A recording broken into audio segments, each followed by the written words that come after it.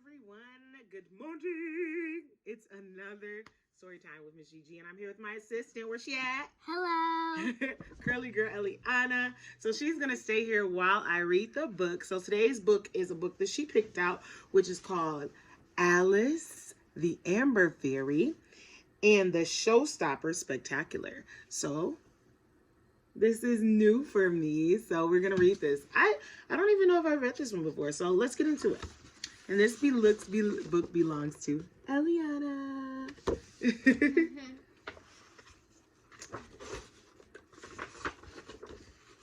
And this book is co-written by Sarah Creese and Laura Eade.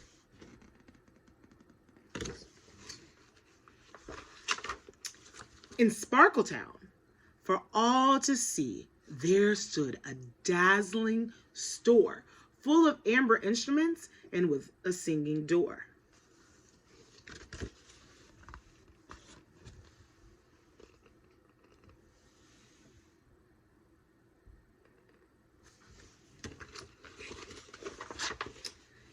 Chief creator of things to play for every kind of sound was Alice, the Amber Fairy, the best inventor around. With the swish ding of her amber wand, Alice would design sparkle horns, boop beep, strums, toot ping, glitzophones, ding ping, whistles, and glitter chimes.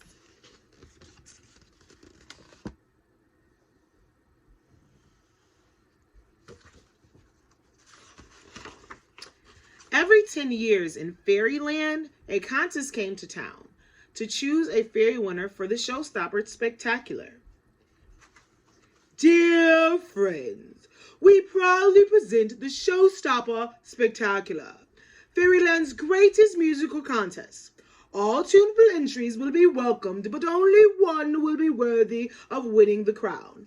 Yours sincerely, Juno Jo, Showstopper Spectacular head judge.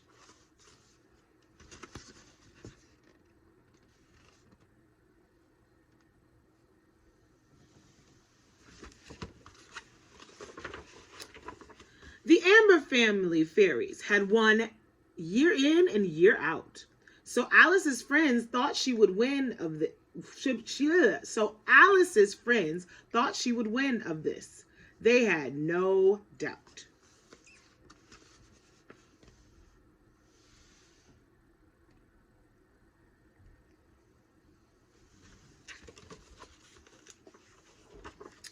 The problem was poor Alice, please promise you won't tell, could not play any instrument particularly well. Too scared to tell her friends the truth or let her family down, Alice cried, "What can I do? How will I win the crown?"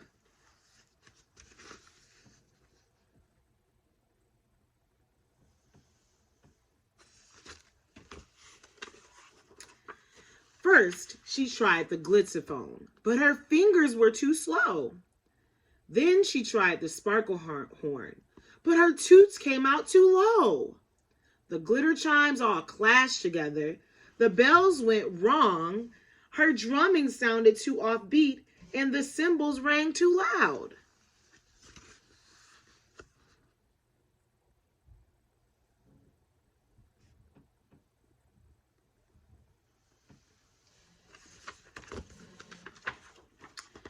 So Alice worked all through the night, inventing more and more until she created something unlike anything she's seen before.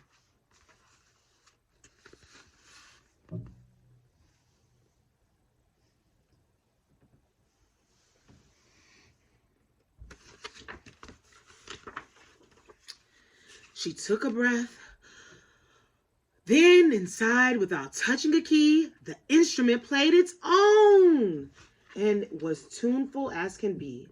Alice practiced playing to make her act look true until she was finally ready for her Showstopper debut.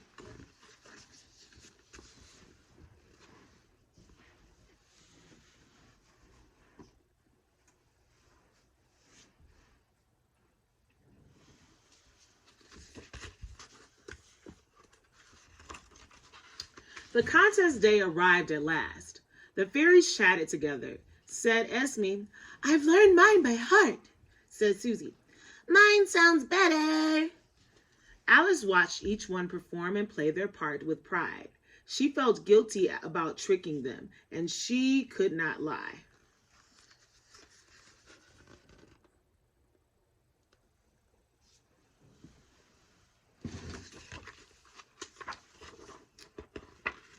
Alice was called to start her piece, and the crowd let out a cheer, for Alice's music was the act they most wanted to hear.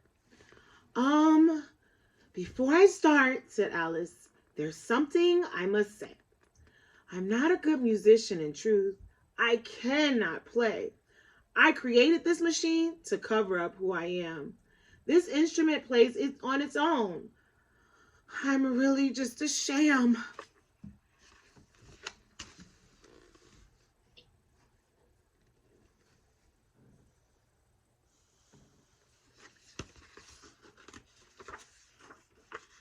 The fairies gasped. They hadn't expected that. As Alice began to tremble, Esme appeared from the back. She smiled and hugged poor Alice. "Don't feel blue," she said. "You may not be a showstopper, but you're an inventor instead."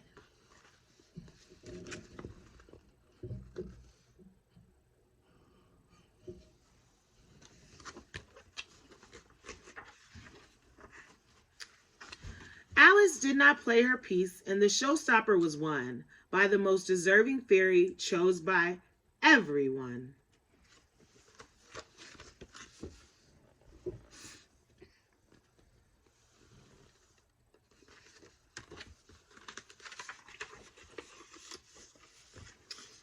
At the after party later, the fairies all agreed there was one thing that the party did really truly need. They cried to Alice all at once, "We want to hear you play." So Alice grinned and took a breath. And without further delay,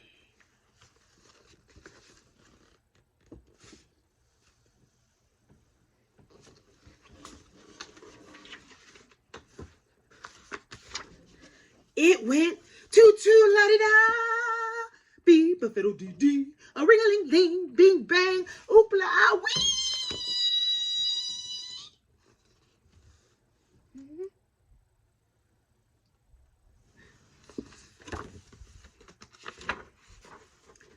Though the special instrument was famous near and far, Alice learned the best of all is being who you are.